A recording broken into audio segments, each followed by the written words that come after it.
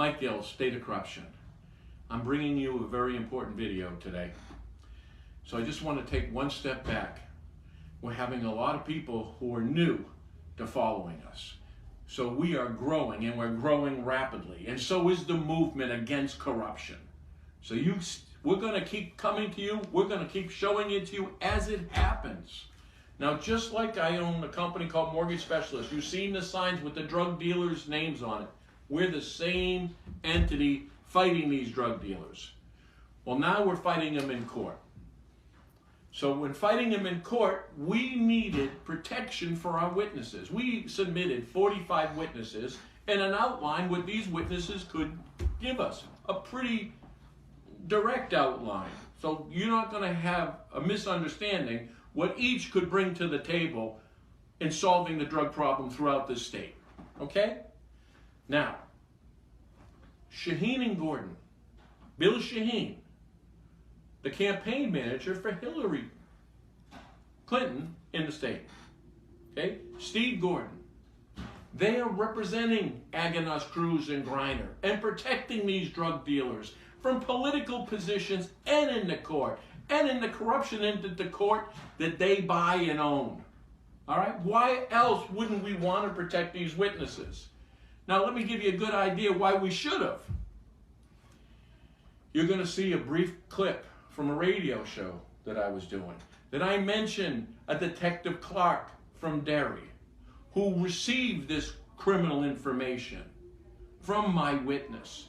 And instead of giving it to the DEA, he gave it to the drug dealers who called her before she even got home. All right? Her life is in danger. Right.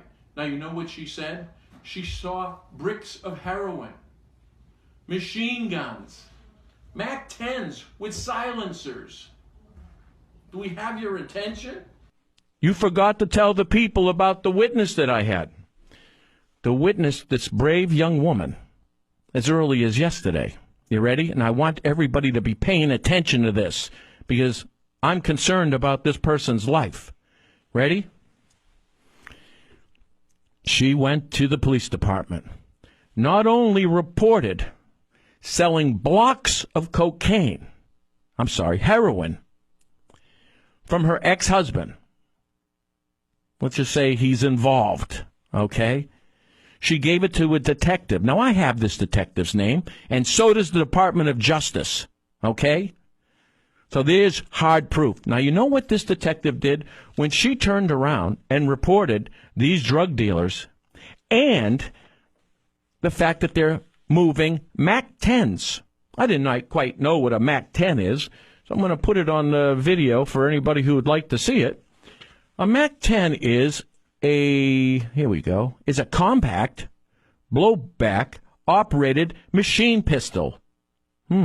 It chambers either 45 caliber or 9 millimeters. Wow. It also abates noise created.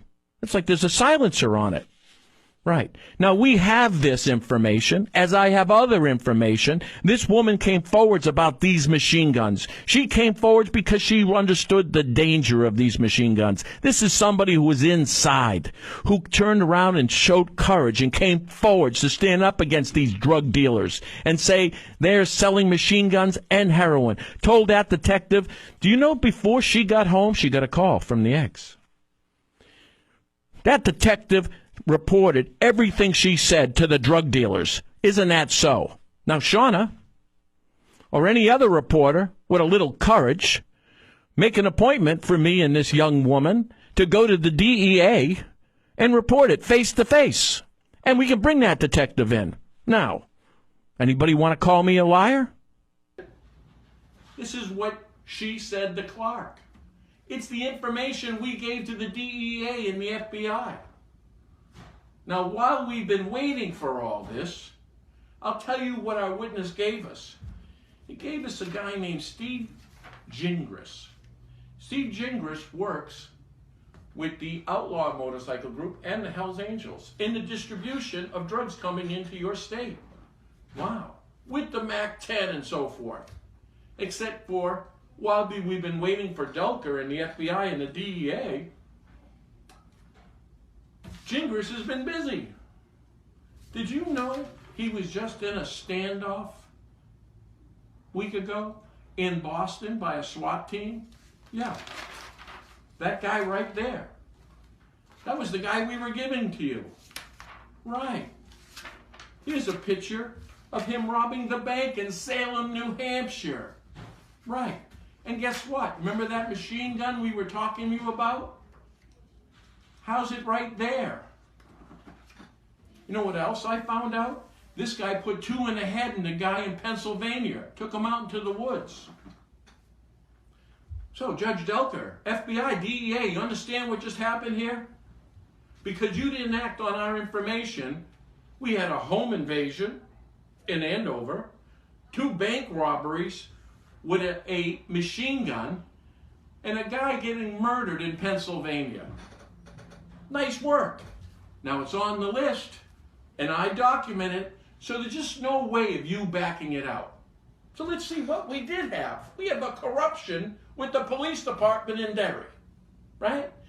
The DEA and the FBI didn't investigate, and Delker's sitting, waiting 9 weeks to protect these. But I can tell you this, Billy Shaheen and Stevie Gordon have been busy. In fact, you know what they've been busy doing? Quoting Goebbels. Now, for you people who don't know this smiling jackass, this was the propaganda minister during the Second World War for Adolf Hitler, Germany. You remember what happened then, don't you? Right? That's exactly what happened. You know that they quoted Goebbels and said, if you allow Mike Gill to keep saying it, people are going to believe it's true. Well, that's the funny thing about the truth. If you hear it, and you keep hearing it, and they can't shut you up, he's asking the state to shut me up, just like Goebbels asked the state to shut off the journalists. Got it? They're protecting the drug dealers. Now you just found out who he was protecting. A guy who just robbed a couple banks with a machine gun and killed somebody. Right. And they work for Aganos. Get it? In fact, this guy even we got somebody else, a guy named Stephen Nietzsche. Now, he was controlling the drugs from Havel to Plastow, as this guy was from Lawrence to Salem. Those are your ins. They're all connected with motorcycles. You see Harley Davidson? That's him. You know one of my favorite Harley Davidson's pictures? Let me show it to you. There it is. Did you know Aganos owns a couple of Harley Davidson dealerships? You see? It is all connected. And this guy Nietzsche lives in South Carolina now, although he's got a bike registered in New Hampshire. You know who he's right next to? The Gold Club. You know, like the Gold Club in Bedford.